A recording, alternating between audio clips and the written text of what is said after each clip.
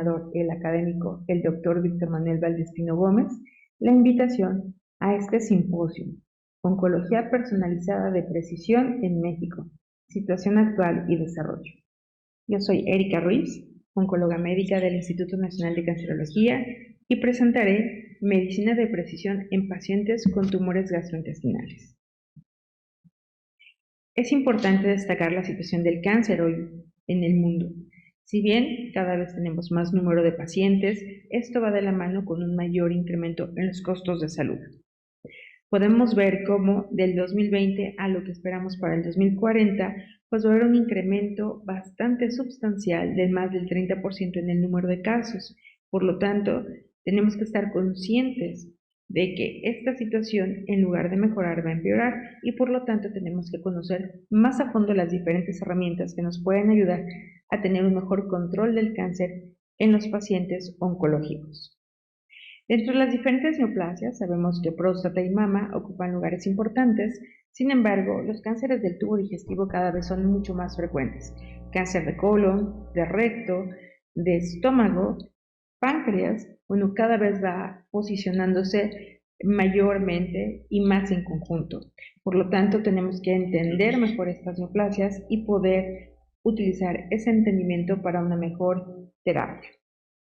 Dentro de las diferentes herramientas que tenemos dentro de la medicina de precisión, es importante mencionar que hoy la secuenciación masiva de genes es algo que fácilmente se puede ya solicitar. No quiere decir que sea barata en comparación con hace 20 años, por supuesto que lo es. Sin embargo, no todos los tumores hoy en día tienen que ser secuenciados. Hay que saber a quién sí y a quién no. Aquí lo importante a destacar es que la secuenciación masiva en los últimos 20 años nos ha ayudado a entender más la complejidad del cáncer, pero al mismo tiempo también nos ha dejado entrever que hay diferentes mecanismos los cuales se pueden bloquear y de esta forma aumentar las expectativas de vida de los pacientes. Una de las mayores herramientas en donde se puede hacer secuenciación masiva o el análisis de mutaciones específicas que nos van a ayudar para tomar una decisión terapéutica es a través de la biopsia líquida. Este término de biopsia líquida no es nuevo, de hecho hace más de un siglo se había comentado, pero hoy las tecnologías nos permiten hacer mediciones muy específicas en cualquier líquido de nuestro organismo, sea líquido cefalorraquídeo, orina o lo que es más fácil, la sangre. En este análisis se pueden buscar desde pequeñas partículas como es ADN o DNA, o también podemos buscar exosomas, o hace un tiempo hubo un boom cuando se buscaban células tumorales circulantes. Hoy en día, dentro de la biopsia líquida, la tecnología nos permite hacer un análisis del ADN y poderlo dividir entre el ADN normal y el ADN tumoral y que está circulando. Entonces, esto nos permite cada vez más el poder entender no solamente en tiempo real qué está pasando con el paciente, sino incluso podemos monitorizar ya sea recaídas en un paciente que ya estaba curado o bien resistencia a un tratamiento en aquel paciente con enfermedad metastásica. Permítanme mostrarles esta curva sobre biopsia líquida y sobre la cuantificación del DNA tumoral circulante. Y ustedes pueden ver en estas curvas como si nosotros tenemos la cuantificación de ADN tumoral circulante en una persona sana, podemos inferir que ese paciente ya va a tener cáncer o ya tiene el cáncer. O si esta persona fue operada, recibió tratamiento y quedó limpio del ADN tumoral circulante y vuelve a aparecer, es que está en una recaída. O, por ejemplo, un paciente que debuta como enfermedad etapa 4, empezamos a tratarlo y en lugar de hacer todas las mediciones convencionales, podemos agregar también la medición del DNA tumoral circulante y medir si realmente está bajando la carga tumoral. Entonces creo que es una herramienta bastante útil y en varias neoplasias del tubo digestivo se está utilizando. Un concepto que nos ha permitido también entender la biopsia líquida es justo la evolución clonal. Yo mencionaba hace un momento que podemos medir resistencia a un tratamiento. Y esto es muy sencillo de entender. Vean como en esta caricatura que vamos a leer de izquierda a derecha, podemos tener un grupo de células con ciertas características y conforme vamos dando un tratamiento y se van sometiendo a diferentes retos, en esta imagen podemos ver cómo puede ya haber cambiado, evolucionado ese tumor con respecto al original y crear ahí la resistencia. Y entonces, si nosotros conocemos eso en tiempo real, podemos hacer una modificación de tratamiento que vaya dirigido contra estas nuevas características de la célula y entonces el paciente pueda verse beneficiado y no esperar hasta que ese tumor crezca, progrese y entonces hacer el cambio. Este es un claro ejemplo, un paciente que desde hace varios años atiendo. Yo lo conocí a él en el 2019, un paciente con cáncer de colon, una etapa 4, con enfermedad pulmonar y hepática, con un antígeno carcinoembrionario de 1579, cuando el rango de normalidad va de 0 a 5, y entonces se pidieron todas mutaciones específicas que hoy se tienen que hacer para poder decidir un mejor tratamiento oncológico. Entonces, se pide el conocer genes, oncogenes como es el KRAS, BRAF, también buscamos ver si hay defectos en la reparación de los sistemas de ADN, que es el MMR, buscamos otro tipo de genes como el HER2 o incluso fusiones. Y con esos resultados se decide cuál es la terapia. Y miren, por obvio de tiempo, muestro en esta sola gráfica qué ha pasado con este paciente. Conocido en mayo del 19, para cuando hice la plática era agosto, pero el paciente sigue vivo al día de hoy. Han pasado ya casi más de 50 meses y aquí lo interesante es que con base a los resultados genéticos de las mutaciones específicas asociadas a terapias para cáncer de colon, hemos podido hacer de manera conjunta con otros especialistas como en cirugía un manejo que ha permitido que este paciente con una etapa avanzada alcance una supervivencia de casi 5 años. Claro, sabemos que en el transcurso de este tiempo ha habido una progresión de la enfermedad, cambiamos tratamiento, vuelve a responder, vuelve a progresar y al final se va haciendo como una enfermedad crónica. Aquí lo que quiero destacar es que este paciente ha alcanzado esta expectativa de vida porque los tratamientos, las estrategias terapéuticas se han basado en los resultados de los análisis de la biopsia líquida. En un principio, este paciente tenía los genes RAS y BRAF no mutados y con el paso del tiempo fueron mutando. Después dejaron de estar mutados y luego otra vez mutaron. La importancia de todo esto es saber cuándo y cómo poner un medicamento o suspenderlo para justamente ir atacando de mejor forma al tumor. Algo importante, dentro de la secuenciación, ya sea de un gen o masiva, podemos pedir tanto el análisis de mutaciones somáticas como mutaciones germinales. ¿Y por qué traigo a colación todo esto? Porque hay ciertas neoplasias en donde las mutaciones germinales también nos van a permitir el poder utilizar ciertas terapias. Un claro ejemplo de esto es en los tumores del estroma gastrointestinal, un tumor exageradamente raro, como ustedes pueden ver, de 10 a 20 casos por millón de habitantes, pero eso no significa que sean menos importantes. Vean ustedes en el gráfico de la derecha cómo cuando ese tumor lo tratábamos con quimioterapia, la línea verde nos deja ver la pobre expectativa en términos de supervivencia global.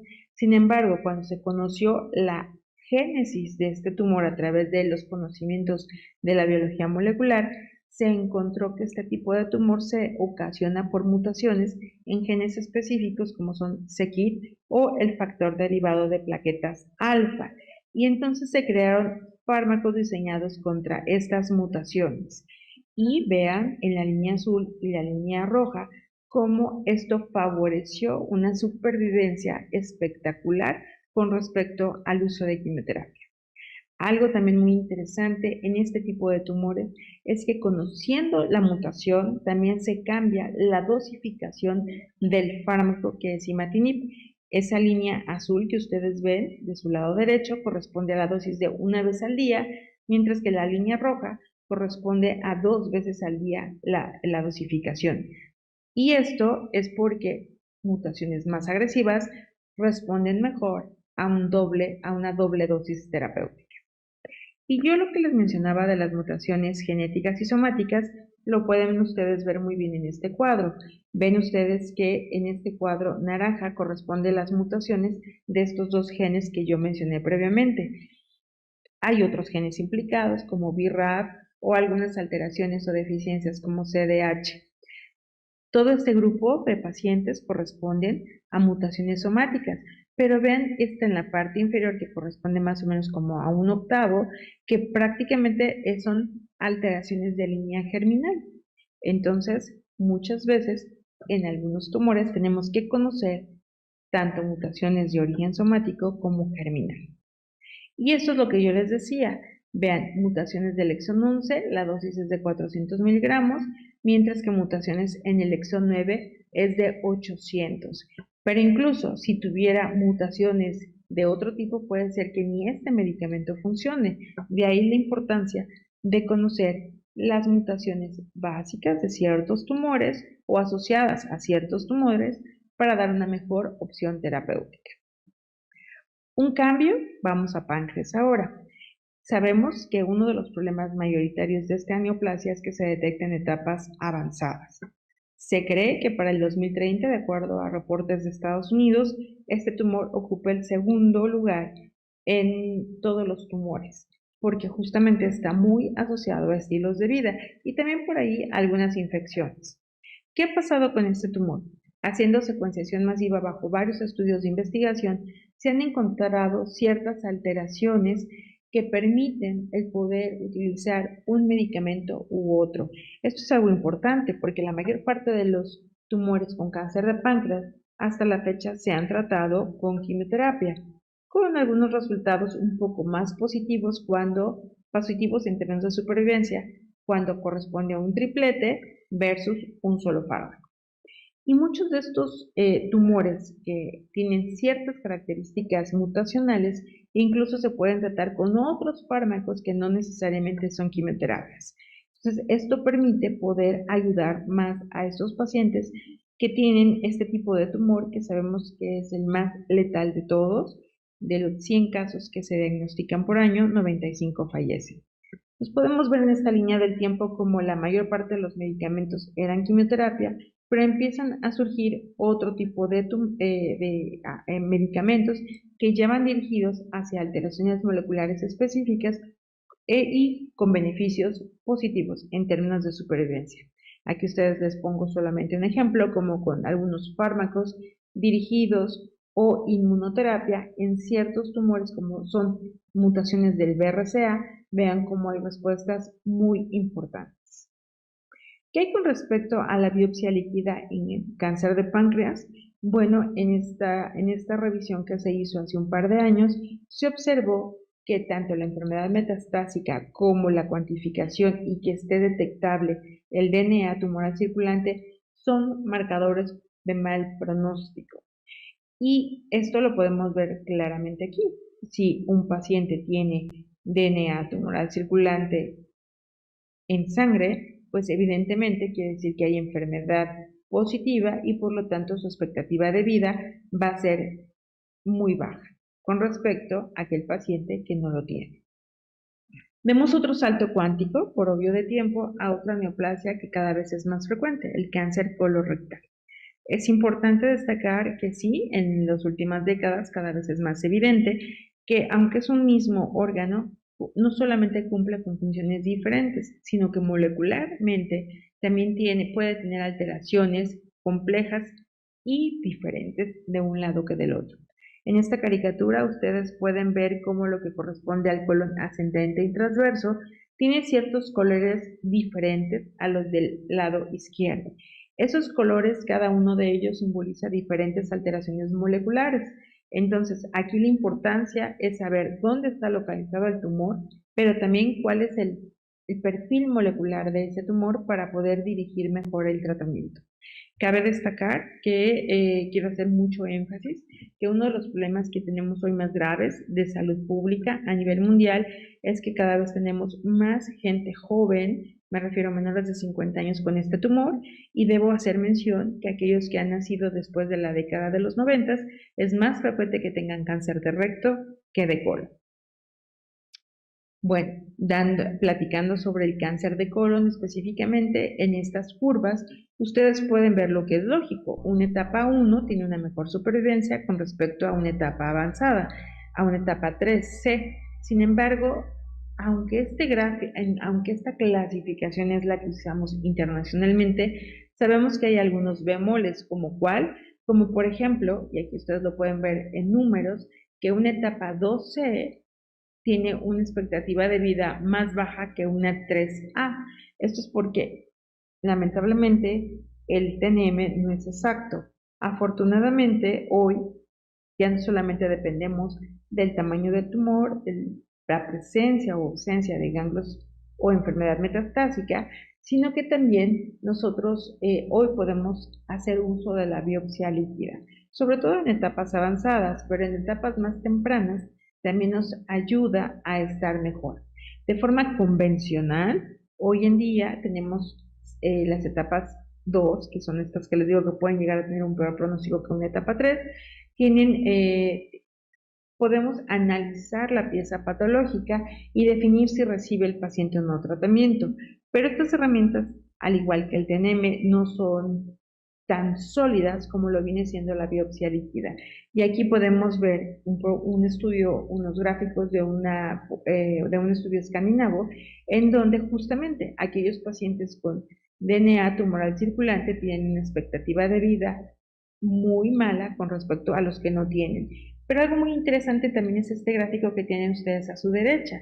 Pueden ver cómo todos los pacientes fueron operados, en la barra gris todos los que recibieron la quimioterapia de acuerdo a las características patológicas, y luego los que quedaron en vigilancia. Y vean cómo estos tres casos que les hicieron, cada bolita blanca simboliza que les hicieron mediciones de biopsia líquida, es decir, para ver si había enfermedad mínima residual, y nunca encontraron DNA tumoral circulante, pues estuvieron siempre libres de la enfermedad, es decir, curados.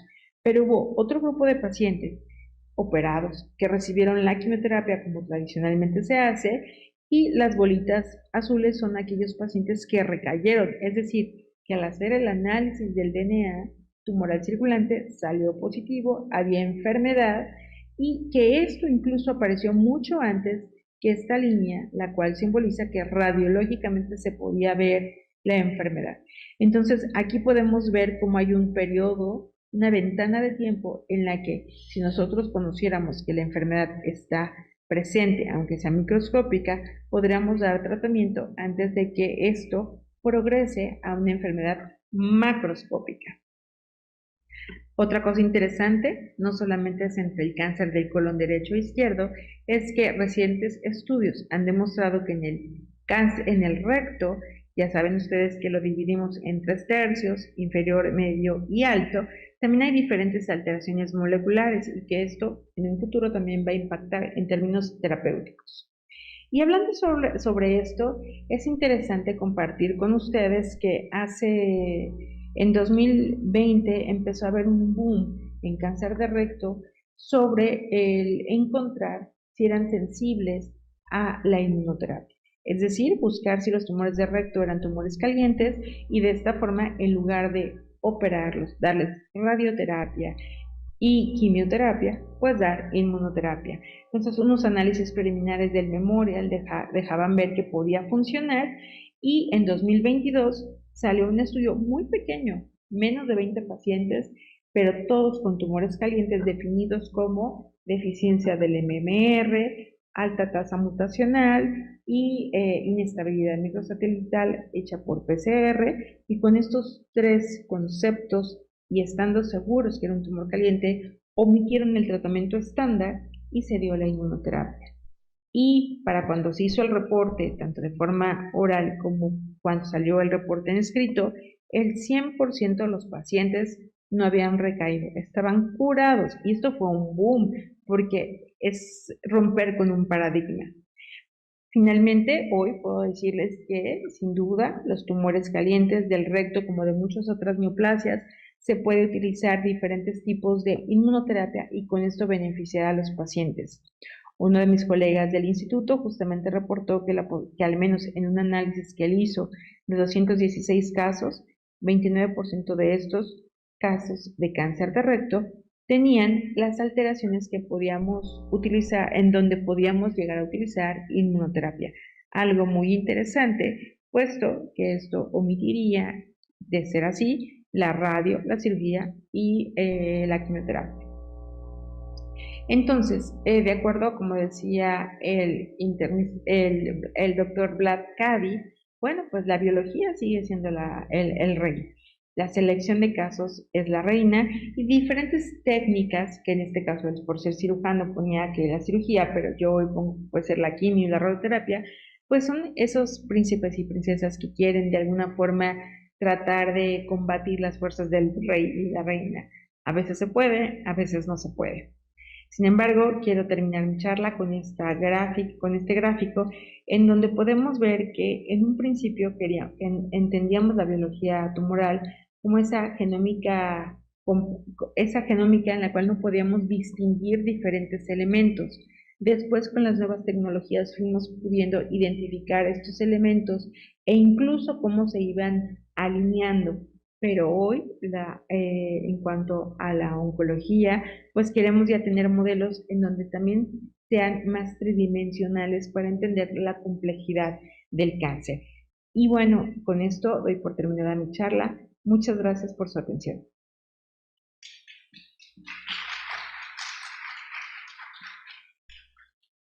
Muchas gracias a el doctor Alejandro Madrigal. Muchas gracias a la doctora Cintia